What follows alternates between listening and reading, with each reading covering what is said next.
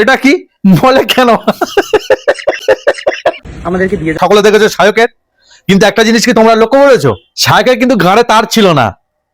ও beef খাচ্ছে না mutton খাচ্ছে, কিন্তু ঘাড়ে তার নেই। অর্ডার প্লেটে রেখে চলে গেছে। আমরা ভাবছি এটা মাটন স্টেক, আমরা খেয়ে নিলাম।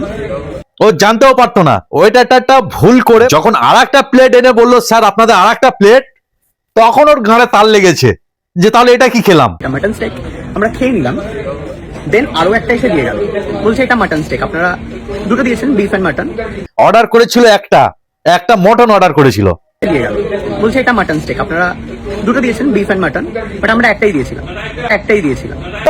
আমরা তো এক প্লেট অর্ডার করেছিলাম। এটা কি বলে কেন? আমাদেরকে দিয়ে যাওয়া হলো বিফ স্টেক।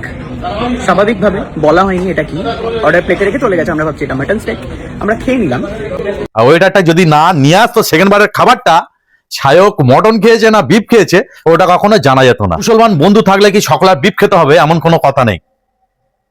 হ্যাঁ, আর শায়কের দেখে এইটুকু অন্তত মনে হয়েছে, ও যদি সত্যি আগে বিফ খেয়ে থাকতো তাহলে বিফ আর মটনের পার্থক্যটা ও বুঝতে পারতো। কিন্তু একটা জিনিস বোঝা গেল, ও যদি নাটকবাজি না করে, ও আগে বিফ খায়নি।